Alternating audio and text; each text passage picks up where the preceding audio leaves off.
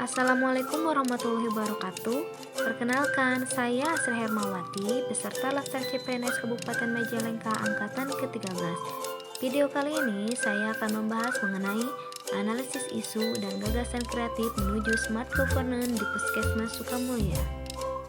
Terdapat 6 isu yang saya temukan di instansi saya Puskesmas Sukamulya, yaitu 1. Belum optimalnya pemeriksaan ANC ibu hamil sesuai standar. 2. Belum optimalnya kepatuhan petugas kesehatan dalam menerapkan 6 langkah cuci tangan. 3. Kurangnya pengetahuan ibu hamil tentang pemeriksaan triple eliminasi. 4. Kurangnya pemahaman petugas dalam pengisian buku KIA terbaru. 5. Kurangnya kepatuhan pasien dalam memakai masker yang berobat di puskesmas. 6. Kurangnya kelengkapan administrasi untuk pencatatan di Poli KIA. Isu yang pertama yaitu belum optimalnya pemeriksaan ANC ibu hamil sesuai standar.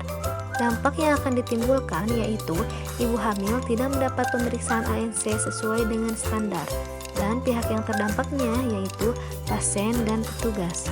Yang kedua yaitu belum optimalnya kepatuhan petugas kesehatan dalam menerapkan 6 langkah cuci tangan. Dampak yang akan ditimbulkan yaitu meningkatkan risiko penularan infeksi nosokomial terhadap pasien dan rekan kerja, dan pihak yang terdampaknya yaitu pasien, petugas, keluarga. Untuk isu yang ketiga yaitu kurangnya pengetahuan ibu hamil tentang pemeriksaan triple eliminasi yang akan berdampak pada kasus HIV, sifilis, dan hepatitis B tidak diketahui secara awal sehingga upaya dalam memutus rantai penularan penyakit dari ibu ke anak tidak optimal. Pihak yang terdampaknya yaitu pasien dan petugas. Adapun isu yang keempat yaitu kurangnya pemahaman petugas dalam pengisian buku KIA terbaru yang akan berdampak pada buku KIA tidak terisi dengan lengkap dan tidak sesuai dengan pedoman pengisian. Pihak yang akan terdampak yaitu pasien dan petugas. Isu kelima yang saya temukan yaitu kurangnya kepatuhan pasien dan pengunjung dalam memakai masker yang berobat di puskesmas, berdampak pada meningkatkan kemungkinan risiko pajanan penyakit terutama infeksi COVID-19. Pihak yang terdampak yaitu pasien, petugas, dan masyarakat. Dan untuk isu yang keenam yaitu kurangnya kelengkapan administrasi untuk pencatatan di Poli KIA. Dampaknya yaitu tidak lengkapnya data dari hasil pelayanan yang dilakukan yang akan menghambat pada saat kegiatan monitoring dan evaluasi. Pihak yang akan terdampaknya yaitu pasien dan petugas. Untuk menilai core issue, saya menggunakan teknik lapisan USG yang kepanjangan dari urgency yang menilai seberapa mendesak suatu isu harus dibahas, dianalisis, dan ditindaklanjuti. Selanjutnya seriousness yang menilai seberapa serius suatu isu harus dibahas dikaitkan dengan akibat yang akan ditimbulkan. Dan crown yang menilai seberapa besar kemungkinan memburuknya isu tersebut jika tidak ditangani segera.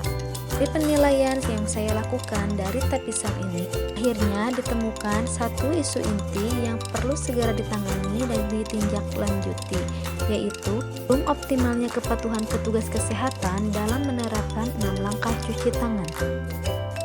Selanjutnya, saya menggunakan metode analisis fishbone untuk menemukan akar permasalahan dari isu inti tersebut.